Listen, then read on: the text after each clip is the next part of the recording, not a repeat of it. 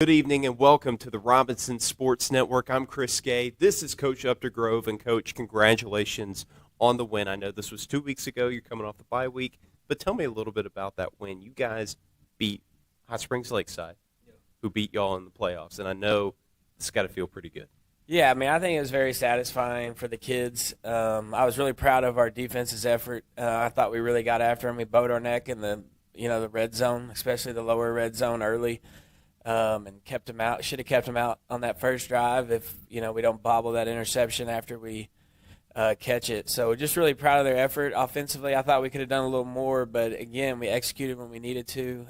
Had some snafus on special teams, and I was really proud of the way our offense answered after we had that block punt for a touchdown to go down there and score and put it in. Kind of took all the momentum that they had kind of taken back. Well, one of the distinct elements of that game that we couldn't stop talking about on the broadcast was Wally Walcott, who went 14 of 14 in his season debut, and then you guys shut him down. I mean, he doesn't throw a touchdown, probably was passing under 50%. What was the tactic to do that? Because he had been killing it up to that point. Well, I think in the secondary we did a really good job of taking away his main targets. The Morgan kid had kind of lit it up the first two games, and we made him a priority, and I think our kids really accepted that challenge. And then up front we got after him. Didn't let him get real comfortable, get his feet set on some throws, and when he feels that pressure, obviously it kind of got to him a little bit. So really proud of our front six for getting after him. I thought Caleb Smith and Lennox Campos played a great game up front. Lennox was our player of the week going against an SEC commit. I thought he gave him everything he wanted and a little bit more. And so just really proud of that front six. Tank got banged up a little bit early and just braced it up and kept playing. And that's just kind of the kid he is. Pat got rolled up on offense and couldn't really finish the first half. We didn't know if we were going to have him in the second half. And his ability to just kind of suck it up and go out there really stymied their run game to have that big body there in the middle. So really proud of our kids and the effort they played with on defense. Well, I know one guy that you're probably proud of every week is Deuce Williams. He had another 3-touchdown game in 3 different ways. I don't know. He just does that every week, it seems like. But tell me about that guy. I mean, look, we're going to ask about him every week, but tell me about the work he's put in. Yeah, I think, the biggest thing for us with Deuce is he's just, you've got him there if you need him. He's still struggling to make it through a full game just because I think he's just exerting so much on both sides of the ball. But just a special kid who wants the ball in his hands. I think the most dynamic thing about our team right now is, even the JV game we played last Friday night, we've scored on kickoff return every game. And that's just, and then the Jonesboro game we scored twice. And that's just really special. It's making something, teams playing for something every week and really put emphasis on it. I have a feeling at some point somebody's going to stop kicking to us. I probably wouldn't have kicked us probably after week 2. But, Deuce is just a special kid, and he can hurt you in so many different ways. Now, we talked a little bit about him last week, but, of course, most great offenses have a solid quarterback, and Reese Simpson had 3 touchdowns. And I know he started off slow, then picked it up as the game went along. Was that him regaining some confidence throughout the game, or was that just maybe the game plan, the game was coming easier to him? Yeah, I think some of it is he finally settled down a little bit. We wanted to go in and throw the football more. The way that their defense is set up, and with the receivers we have, it's there for the taking. We didn't do that super well early outside of that first drive, and so it's not that we lost confidence in him, but we just kind of wanted to settle him down and get the run game going. But Reese has all the ability, and we really want to use the next 3 to 4 weeks to really get him in the passing game going. It'll be a big emphasis Friday night. Just getting the ball out, and we've got to get our receivers going. We have really talented guys. We need to let them put some stuff on tape and air it out a little bit. Well, let's talk about Watson Chapel. Now, I know, do they have new coach? Maybe not. This is Coach Hurt's Okay, I wasn't sure. But I know that traditionally they've used kind of different offenses. They've used the spread in the past. They've used the wing T. But can you tell us a little bit about that offense? Yeah, I mean, they're still going to, they'll go 3-by-2, 4-by-1, 3-by-1, and then they'll jump in kind of a split back and then a double H set. So they make you prepare for multiple things. And it'll be a challenge for our defense in that aspect of just lining up. That's what our big emphasis the last couple of days is, just getting lined up so we can play football on the defensive side. But we got to execute. Now, traditionally, Watson Chapel's big. And, I haven't looked to see what size they have on their O-line or the D-line, but I know traditionally they're big, they're tough, they're athletic. Mm-hmm. Do you think that that's going to impact them defensively? I don't think they're actually as big as they have been in the past. They got a nose that's a pretty good size, but they're still athletic, still going to run around and be physical.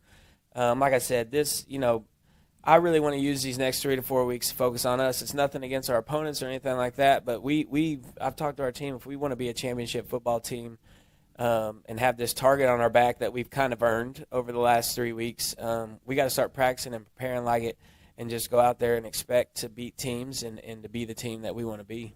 Yeah, so going into your first conference game, and I know there were obviously there were a lot of mishaps that did happen in the Lakeside game, and you guys overcame them, which is incredible, especially with the young squad that you have. But I'm sure there were plenty of things you wanted to work on with your team in preparation for now conference football season. Yeah, and the bye week was big for us because we just came off of 3 really physical football games, so we spent, a lot of time, A, just getting our body to bounce back, and then B, just working on the little things. Whether it's technique in the secondary, whether it's running a route a certain way and not breaking it off like we have in the past, or just, simply working on timing in the passing game. We really use the time to, A, get our body back, and then just really work on the things that we feel like we have to be able to execute at a high level when we get into the playoffs and stuff like that. Now, one guy that I've been watching last few weeks, and we haven't talked about him hardly at all, but it's the only freshman on your roster, and he just plays tough, and it's Kalen Norwood.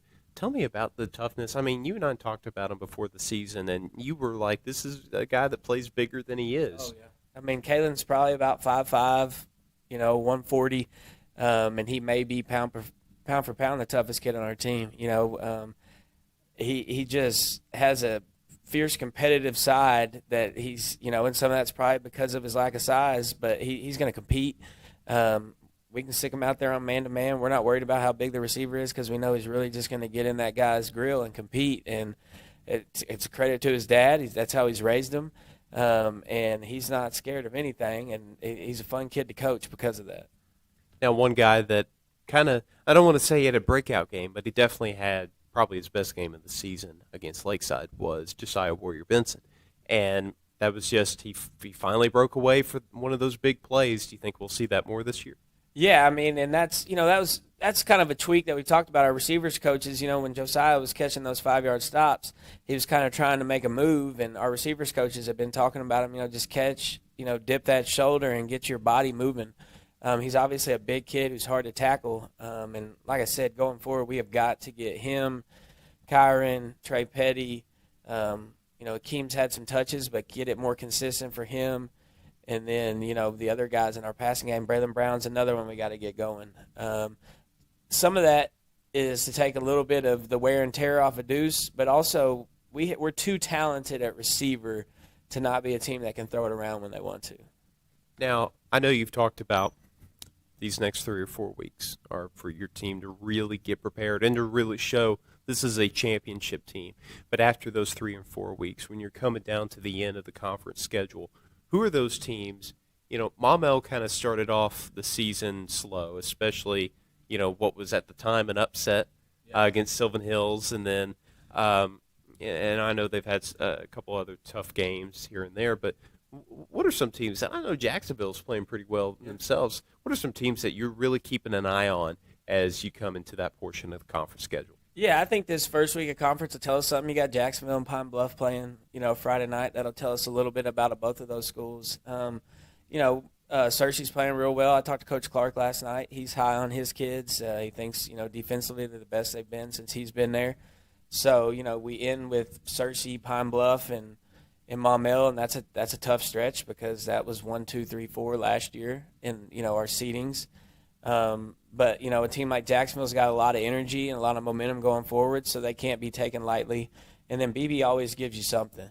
And then Whitehall, I know Coach Patton likes his group. So there's not really a team where we can just say, hey, we're going to take this week off or we're not going to prepare, which is really what I'm trying to get our guys to understand is we got to prepare every game like it's the state title game, because if that's where we really want to get, it's going to get to a point in the season where, it's nut cutting time and we've got to be able to just push through and prepare the way we need to. All right, well, we can't wait to watch your team go off against Watson Chapel, and we're going to send it right back to the field.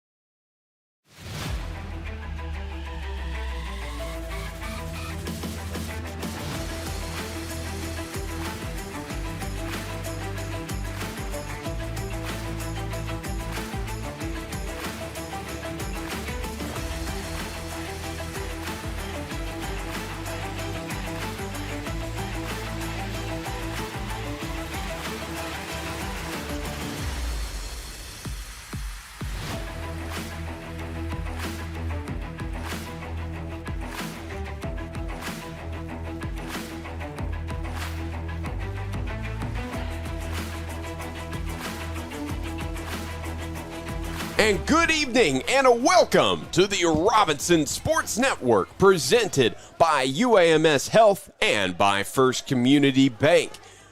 Thank you for tuning in for your matchup between your Joe T. Robinson Senators and the Wildcats of Watson Chapel High School. We are live, as you can see, at Wildcat Stadium in Pine Bluff, Watson Chapel High School. We're about to have the national anthem, so we will be right back in just a moment.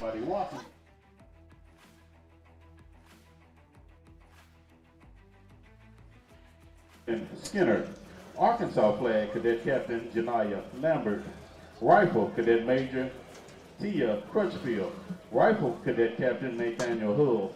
On Flag Detail Commander Cadet Captain Jakevion Johnson, Cadet Second Lieutenant Emiah Watkins, Cadet Captain Janiyah Lambert, and Cadet Major Tia Crutchfield.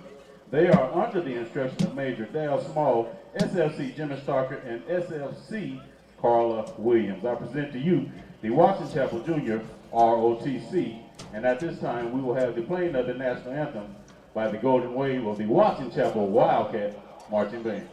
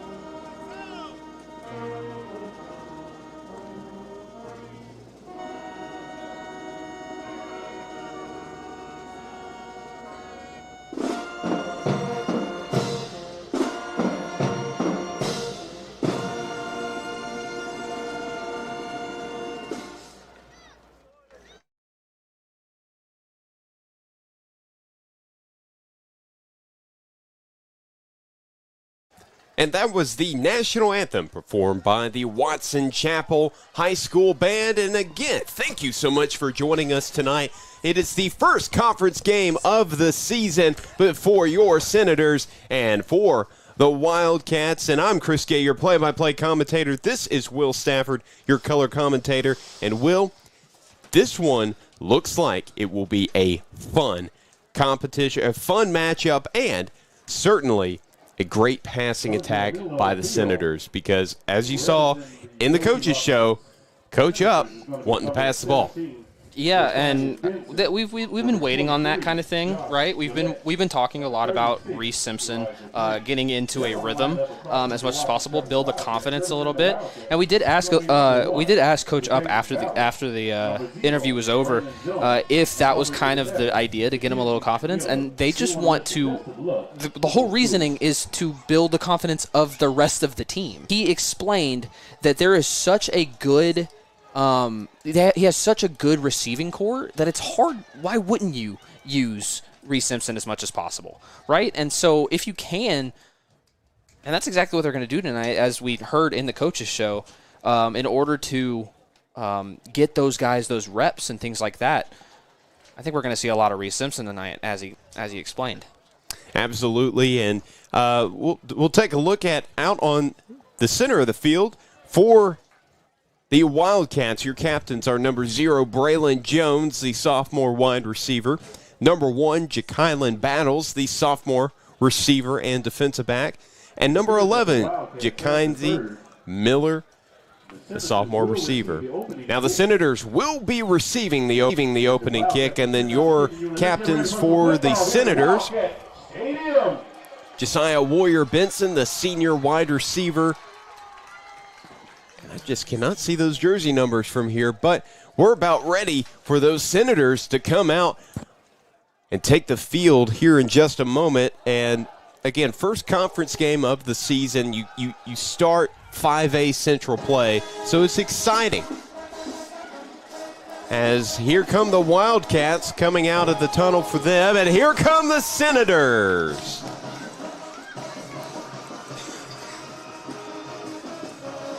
Senators coming off a win against Hot Springs Lakeside 2 weeks ago, beating the team that defeated them in last year's quarterfinals of the 5A playoffs. So they got some sweet, sweet revenge. And now they're 3-0 to start the year and looking to keep it that way.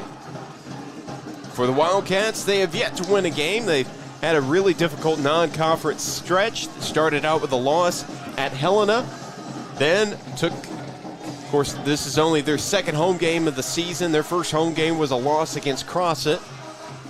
And then they're coming off a bye week, but also coming off a loss against Warren at Warren, a phenomenal team in the 4A classification. Now, we do want to point out a couple things. We won't be seeing. So we will, as you were about to say, I apologize. Right, no, you're good. We will not be seeing Dominio Patterson or Tank Reese tonight.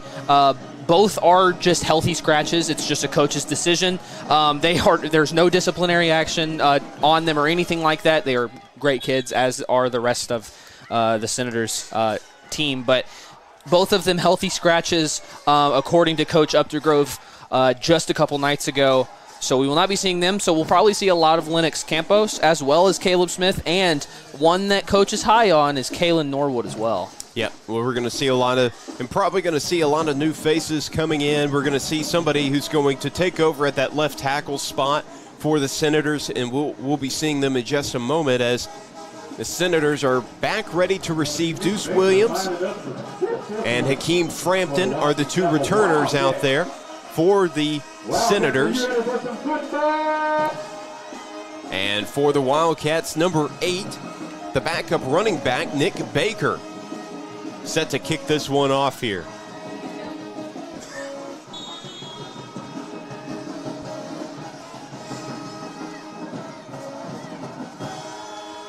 And it's a good kick, goes right to Frampton. Frampton, he's already returned one this year, and he's going to be taken down about the 25-yard line. Ran right into two Wildcats there. Yeah, the hold just was not there, but the Senators do have the football. And there's a child on the field. Okay. So somebody won't be able to join them on the field for a few more years, but good to know that they have a future Wildcat on the sidelines who's ready to go right now. But here's Reese Simpson and the offense. Deuce Williams is the running back. Kyron Grimes, one of the receivers on the near side. He had his first catch and score of the season against Lakeside 2 weeks ago. It's going to be pass outside. And it's an easy UAMS first down and quite a bit more for the Senators. I think you're going to see a lot of that is just to kind of, what I always say is just see it go through the hoop, right, for Reese Simpson. Easy little screen pass there to, I believe, Hakeem Frampton. No, that was Braylon Brown. Braylon Brown. Fourth catch of the year. We've been waiting for him to get involved a bit more. Hey, I was telling you before the game, this could be a breakout game for Braylon Brown. I could absolutely see it. Brown and Frampton both on the near side, along with Warrior Benson in the slot. Deuce Williams moves to the right of his quarterback, Simpson. It's 1st and 10. Simpson, he's got some time to throw. It's a deep shot, and it's caught! Caught! Touchdown, Senators! We told you they were going to pass. They've shown that. My goodness, what a pass. That's a dot is what that is. No matter what you want to say about Reese Simpson, that is one of the best passes he's made all year. And you can just already feel it. The confidence of that sideline is growing in the quarterback. I believe that was Kyron Grimes on that right side. We apologize. We won't have – they're wearing those white jerseys with the gold lettering, so it's really hard to see from here. But we do have William Tate on to attempt the first Community Bank extra point attempt. That kick is up, and it's good. First Community Bank, where community comes first. And Will, 2-play scoring drive, that's exactly what you want to see. Yeah, that's exactly, and as well, that's exactly what Coach Up talked about was it's going to be a passing attack today. 75 yards down the field in two plays. That's a really good start for Reese Simpson. And again, I cannot get over that throw. That was such a well-placed pass. That was it. I think that's the first time. It might not be, but that is the first time in a minute that I think Deuce Williams has not scored the first touchdown of the game. Well, he hasn't even had a touch. He hasn't touched the ball. How many times has Deuce Williams not had a touch in the first drive? First drive, exactly. And that includes special teams as well, because that was Frampton returning that kick. Now Tate, ready to kick this one off. Back to receive for the Wildcats, number 3, the senior wide receiver, Jaden Wilkerson. Miller and now I can't see that jersey number. I believe that maybe Kylan Battles also back there to receive. They've been doing a lot of short kicks lately, and it's going to go right into the hands of Wilkerson. He's got some blockers. No, he doesn't. And he's taken down immediately by the Senators. That looks like Caleb Smith. His first tackle of the game. He had a big game against Lakeside. And that's exactly who we were talking about at the beginning of the game. Against in this season so far, 19 total tackles, 11 solo through what is now, well, that's going to actually make 20 on the year, 12 solo on the year in just 4 games. So that's Caleb Smith has really, really made a name for himself on this defensive side. It's already more than he had all of last year, where he really kind of started to assert himself on that defensive side of the ball. So good to see him get going. And there's a quarterback, Malachi Rayford, the senior, handing off to the running back. And it is blown up by Frampton, meeting him in the backfield. Big loss right there. That was Jakylan Murphy, the sophomore running back, trying to go around that left side, and just nothing developed. Read very well, very early on in the play clock, and immediately blew him up. So 8:21 left to play in the first quarter. One receiver on the outside, that's Wilkerson. Murphy remains the running back. Rayford accounted for 1,200 yards last season. He's a dual threat. He's showing off the legs here and maybe got the yards right back, but that will bring up 3rd down. As Rayford headed to he's at the sidelines. I don't know if he's just talking to the coach or what the deal is, but he immediately ran right to the sideline.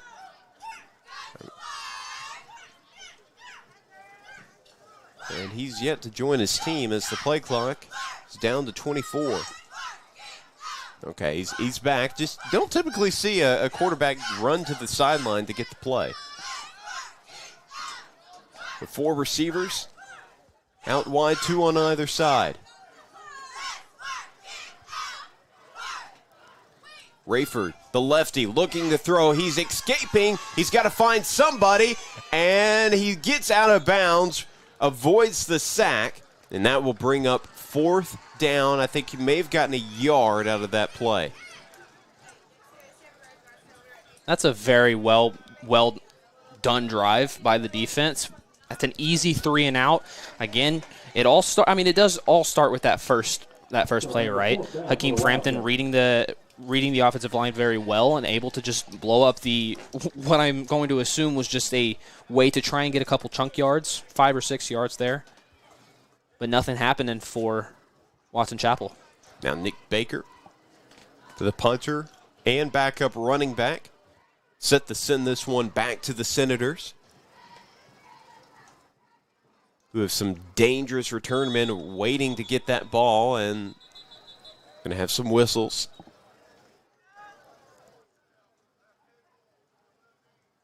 Delay of game. Will be a delay of game on the Wildcats. It did take them, they had a late substitution, so it took them a while to get set up. So now they'll punt a few yards back now. Getting closer and closer to their own end zone. Pressure coming, and it's a fake, and that is blown up right away. That's turnover on downs for Watson Chapel. And suddenly the Senators have the football in the red zone. That's an interesting play call, assuming that was a play call. It could have just bad snap, a lot of pressure, had to take off, but regardless, that one was wrapped up nicely for the Senator offense. Again, it's a little questionable, but again, it's very possible that that's not what the idea was. And if it was, it's just a way to try and get your team back in the, kind of get a little bit of momentum going, because again, that was a very quick score by the Senators, so you want to try and get a little bit of momentum on your side, but now it sets up Robinson perfectly. Running back in motion is Deuce. And it's going to be Frampton getting some blockers out wide, and he gets about 4 yards on that reception.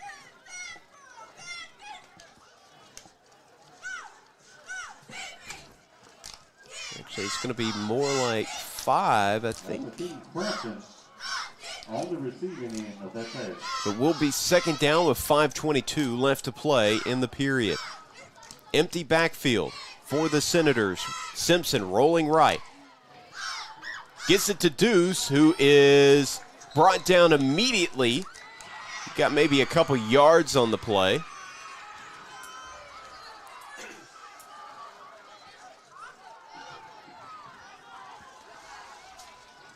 So it is 3rd.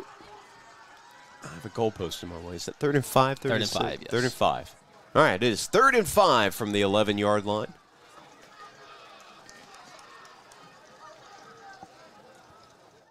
Man in motion is Brown. Deuce gets the handoff, his first of the game, and he gets the UAMS first down and inches even closer to the end zone. So that will bring up 1st and goal.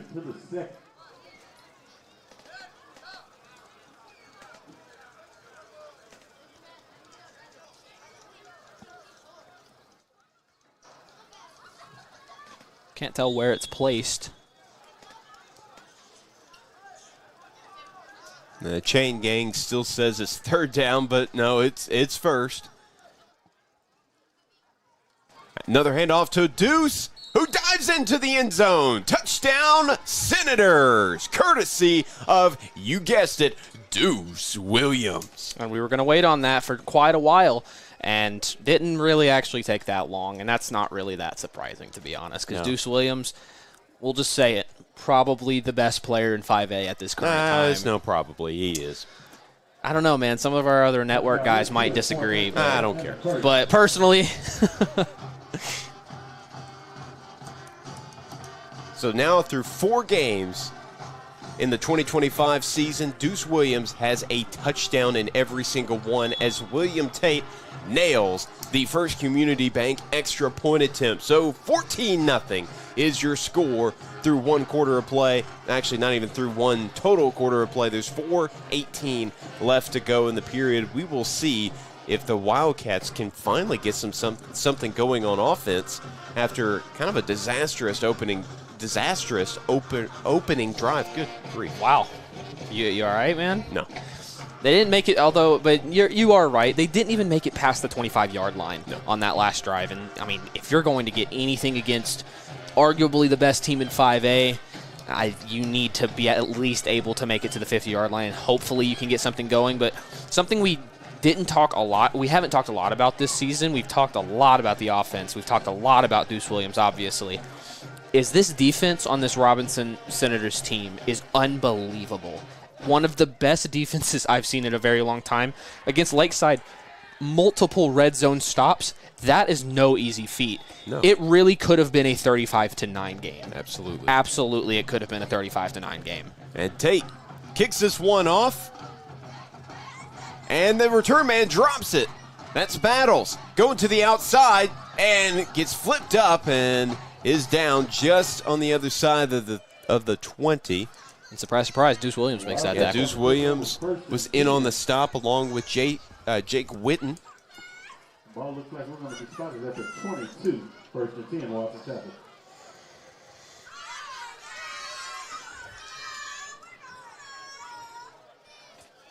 So Malachi, Rayford and company ready to get going here.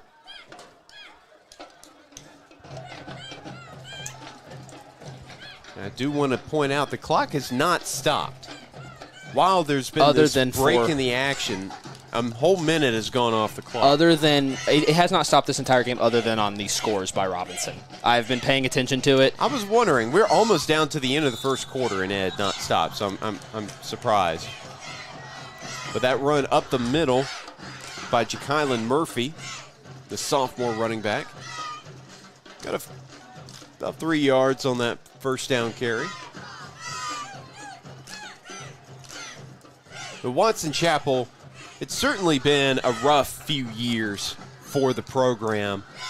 Up until last year, from 2021 to 2023, they only won a singular game.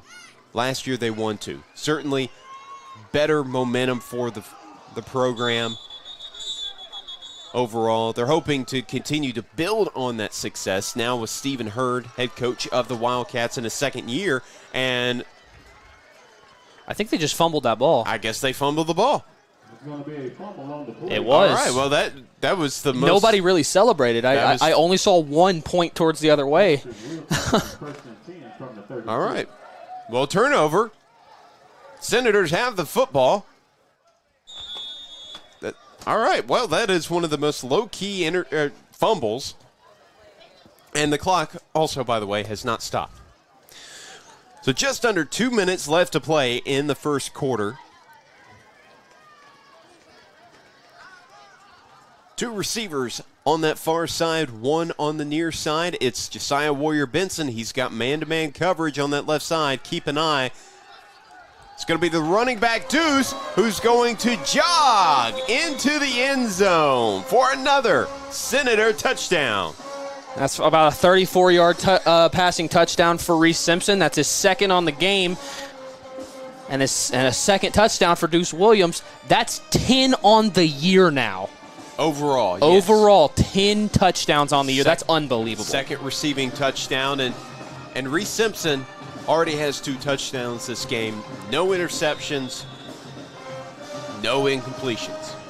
Really solid game so far from Reese Simpson. Exactly what we were hoping for, and we're getting it.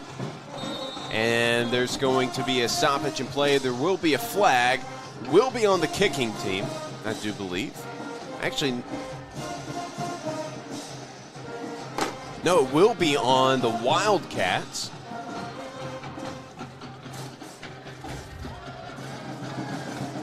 So they jumped across the line early, so the Senators will kick an extra point just a tad bit closer.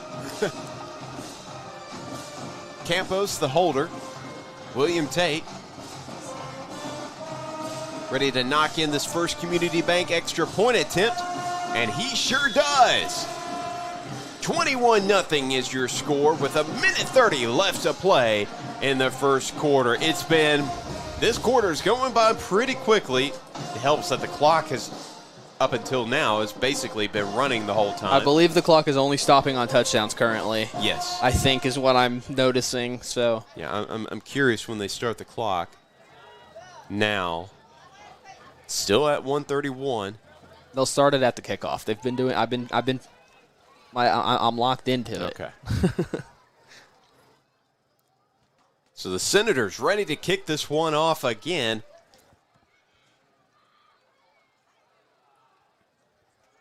Miller, Wilkerson, and Battles, the three return men for Watson Chapel.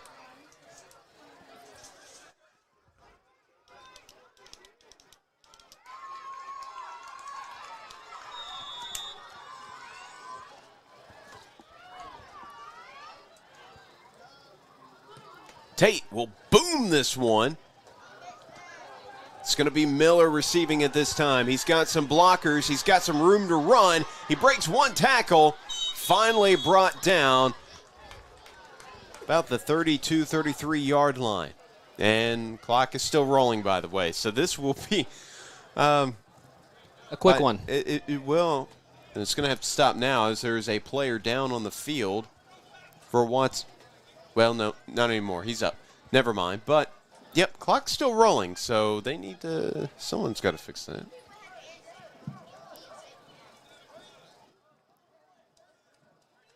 So the scoring has been quick for the Senators. And it is a little bit surprising that no coaches have brought this up. No.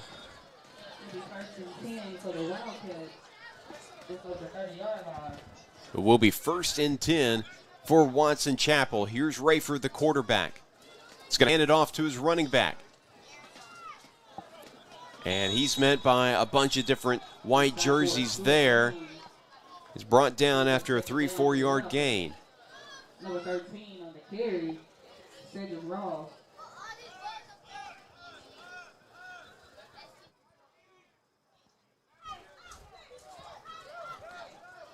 That was Cedric Rawls on the carry. It's also part of that safety rotation. He'll get another handoff here. Redmond in on the stop.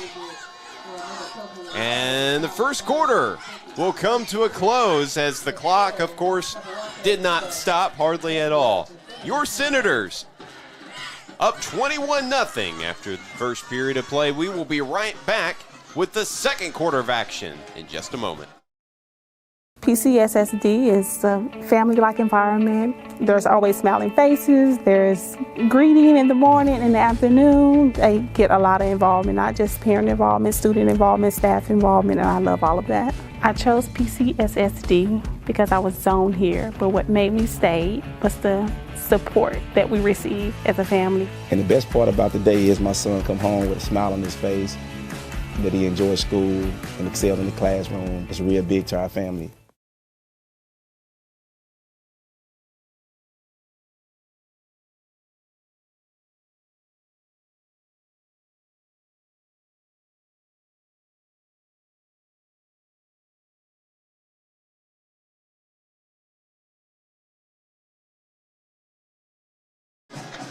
And welcome back to the Robinson Sports Network, presented by UAMS Health and by First Community Bank. And we talked a little bit to a couple of the ninth grade players just in between, and they said that this also happened. The clock was running during their game as well, so I think it's very possible that this is a choice ahead of time. But it's going to be a quick game, Chris. Yeah, it will be. And if you are just now joining us, of course, 21-0. Great first quarter for the Senators, especially as Reese Simpson did not have an incompletion. Great to see that. 4 for 4 for, I believe, 114 yards, wow, if I did my math right. But, of course, if you're just now joining us, the clock is rolling throughout the game except during scoring plays. And Watson Chapel jumped right there, so they'll have to back up a few yards. It's a rough start, I believe, to the second they called quarter. a timeout because of they were about to run out of time. Oh, my bad. There were a few flags that went flying, so They called a timeout just before that, though. Now, while we have a break in action, I do want to just shout out some people in the chat. Ryan, we've seen Ryan in the chat a lot, so big shout out to Ryan. And I do want to say,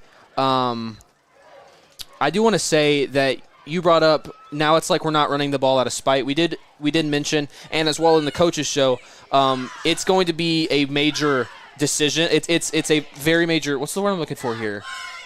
Focus by Coach Up and their coaching staff to get the ball in the air as much as possible, just to give reps for Simpson as well as one of the best wide receiving corps in the state.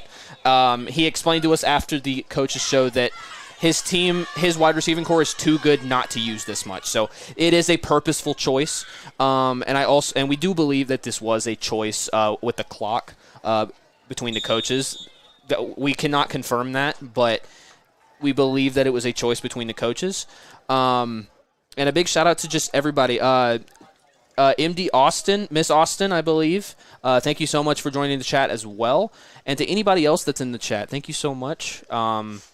We really appreciate you guys joining us each Friday night to cheer on these Senators. There's a lot of cheering right now after that great first quarter start. And close to the first down. That was the third down carry. It will bring up fourth and short. I believe that was, trying to see who that was on the carry.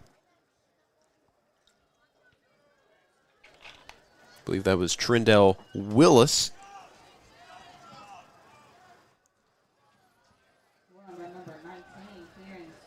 Correction, that was Kieran Smith, who also starts on that defensive line. Rayford comes back in.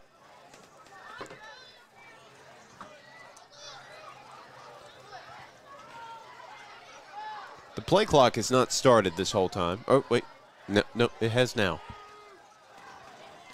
So the clock is definitely going to be messing with this all game, especially since we are coming down now to 10 minutes in the quarter. The tush push works as Rayford goes flying through for the UAMS first down. And that'll be the Wildcats' first down of the game on their third drive. I mean, I believe we said that in the first drive they weren't quite able to make it past the 25-yard line, but now that maybe they can find a little bit of momentum in their offense.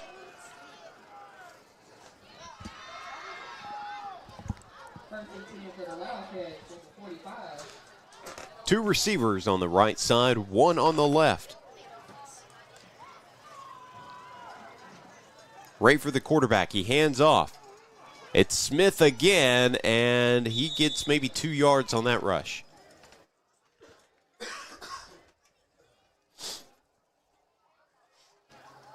And I will say it's a little weird not to see number 74 out there right now. Now, again, if you did miss, Dominio Patterson and Tank Reese are both healthy scratches, coach's decision. Neither one of them have any disciplinary problems or anything like that. It's just healthy scratches to keep them. They were both injured for the time being, or at a time, so I believe Coach Up is just kind of keeping them as healthy as possible and keeping them out one more week. Well, especially as we are about to head into the tough part of the conference schedule, as one of the Wildcat offensive linemen is slow getting up. And he's up, and they're going to have to take an injury timeout, I do believe. So they're actually going to have to stop the clock for once.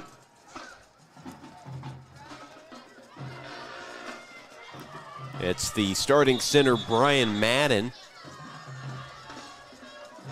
who came off limping. So was this an official timeout? I'm not really sure, because Madden is still on the field right now. Okay.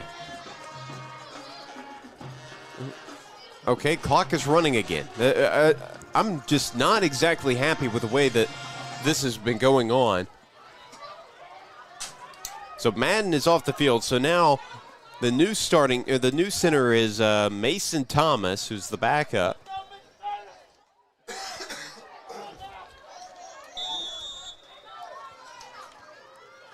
So Thomas takes over for the snapping duties. Play resumes. As does the clock. Well, it's been rolling basically this whole time. Rayford running the lefty. He's going towards the sideline, and I think he has enough for a UAMS first down. This drive turning out to be a fruitful one for Watson Chapel. Now, in the game last year between Robinson and Watson Chapel was held to 0 points